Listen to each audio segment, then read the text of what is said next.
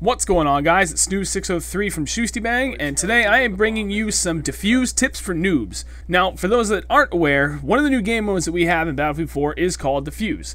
And for those that aren't familiar with it, even at this point, diffuse is actually very similar to search and destroy from Call of Duty. Now, before we got into Battlefield, we were actually huge Call of Duty players, and Search and Destroy was our bread and butter. That was the game mode that Faithful and I put all of our time and effort and energy into because it was just such a phenomenal game mode and it required nothing but teamwork and tactics to be very successful at it, and we were very successful at it. We had an incredible win-loss ratio, and we're hoping to continue to do that in Diffuse on Battlefield 4. So a quick explanation of how diffuse works. You have one side that is on the offense where they need to arm the bomb at one of two locations, and the other side is on defense where you have to stop the other team from arming the bomb. It's a single life per round game mode, so when you die you are left to spectate your team and know you cannot revive anyone. Now, how the game ends can happen one of three ways. One way is that the bomb is armed successfully. The second way is you can kill the entire team, either team, as long as one entire team is dead, that will end the game. Third and final way is you defuse a bomb after it has been armed. Any one of those three ways is going to end the round. So as for myself, after playing a few rounds, I've seen some people have needed a ton of help. So here's some basic but very important tips for you diffuse noobs.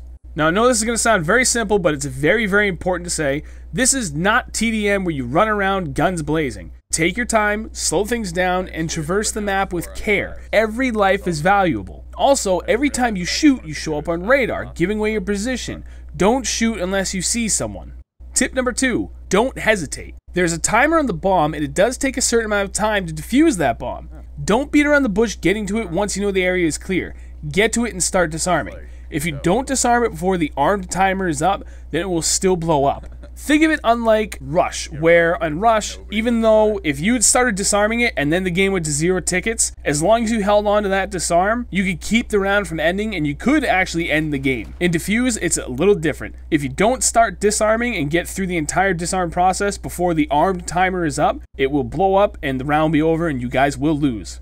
Tip number 3, communicate. Communication is critical to success in this game mode. If your teammates don't know what you're doing, it's very hard to plan ahead and be in the best position for success. Other game modes do require teamwork to excel at them, but Diffuse really requires teamwork and tactics to consistently do well. Know where everyone is, where everyone is going, and call out enemies the moment you see them.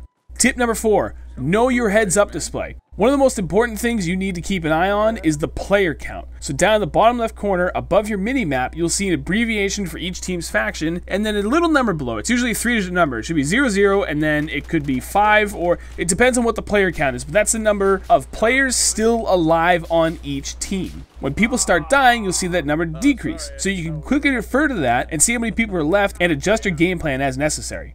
Tip number 4, split up. This is particularly important for defense. There's 2 bomb sites, and if you see that, say you have a team of 6, and you see 3 people going to A, the other 3 people should definitely go to B. You need to split yourself up. Don't put all your eggs in one basket. Chances are going to be pretty good that at some point, if you all decide to go to A, the entire enemy team is going to go to B, they're going to get armed quickly, and they're going to be in position to catch you guys as you're all coming in. Don't do that. Think ahead, play smart, and split up early on. Spread out your power across the map, and you guys will succeed.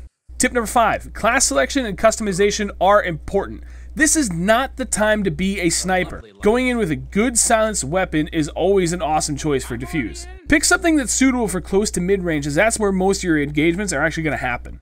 Tip number 6, stay close to the bomb. This goes for both when it's armed or when a player has it, so when you're on the offensive team. Now, I'm not saying stay right on the heels of the person that's carrying the bomb, but you at least need to be in the same general area on the map that they are, because what happens is, the moment that you pick up the bomb on the offensive team, the defensive team can no longer see it. But the moment that bomb carrier dies, both teams can see where the bomb is located. So you know that the defending team is going to get in there and surround that thing the moment it's dropped. By staying relatively close to the bomb carrier, if they get into trouble, you can be there to offer support, obviously, but if they drop it, you can also pick it up the moment you've cleared the area and get it out of there so that the defending team has no idea where it is again. Tip number 7, learn the maps. Playing a game mode like Diffuse is very similar to chess in that there's a ton of different ways to win. You can play really aggressive and rush it right to the bomb sites right away, or you can just play more passively and whittle the other team down before arming the bomb and defending it with superior numbers. Regardless, knowing the map is key to success. Learning the ins and outs of the maps and finding every point of access to both bomb sites is very, very critical to being very good at this game. Knowledge is power, and it's really no different in video games. Alright guys, that's going to wrap it up for this episode. Thank you for watching, but stay tuned for a more in-depth look at this game mode for every map. Now for those that remember the 2 videos I did for Battlefield 3 called Rush Tactics, I plan on reviving that series for Battlefield 4, but I'm also going to do the same thing for Diffuse.